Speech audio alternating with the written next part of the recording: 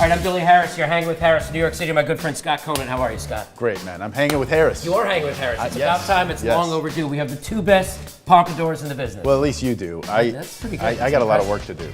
What's your story? Where did the Scarpetta Conant test kitchen thing? You a culinary school guy? That's my first question. Yes, I went to CIA, graduated in '92.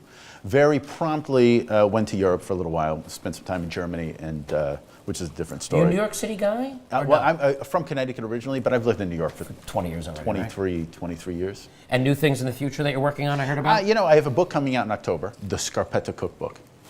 So speaking of Scarpetta, and Scarpetta is Yes. like to give it a schmear. That'd be the Jewish version, right? Clean the plate. Clean the plate. Use that bread, make a scarpetta. Scarpetta actually means little shoes. In Italian, you say that the bread looks like a little looks shoe like a little when shoe you and you sop clean it it up. when you sop it Great up. name. So we are going to make first a little pasta. Okay. So I got the water boiling. Very Do you important. salt your water? Do you oil your water?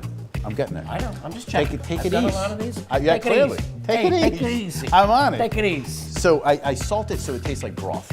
Okay. So grab that spoon, taste that water. Without I think burning you'll know one, exactly. Yeah, don't burn your mouth. Be gentle. You're clearly sensitive. Yeah, that's for sure. But you see, it does tastes like funny? broth. It almost tastes like chicken broth. And that's just salt. It's got It's that just broth. salt. So we're gonna make tagliatine. I like to cook with extra virgin. I'm gonna add a few And some chilies here. chilies. So we're going for a little heat. So going for spice. a little backdrop of heat. A little bit of sliced garlic. Fabulous. You get already that? You smells get great. that? You get Yeah, that? I like That's it. nice. So we're gonna add a You're little keeping bit the of heat crushed going. red pepper. And this is always a good luck. See, this should be like the smell thing So- where you could smell it. Just that. Wouldn't it would be nice. But you see how we're just getting that little bit of Yep. And we're going some red brown. onion We're right gonna away. put some right? red onions.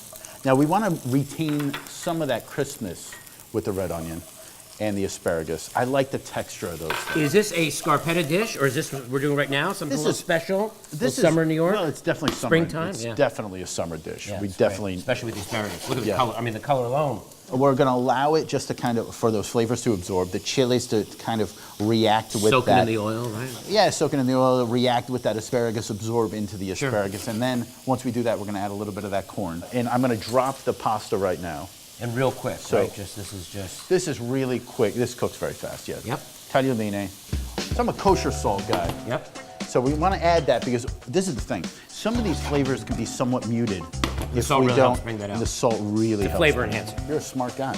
This is like summer in a pan here. And you know it's fun and delicious.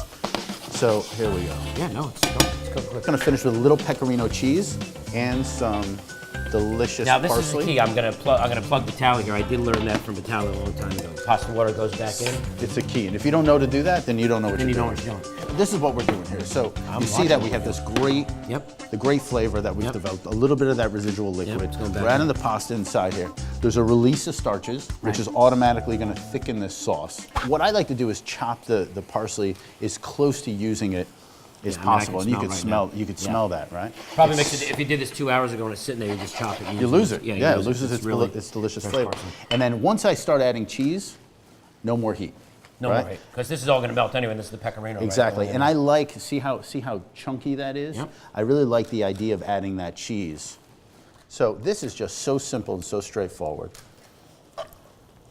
But I think what resonates with it is that simplicity. And again, I always say it, and I say it to my team all the time, like Yeah. it takes a lot to get to simple.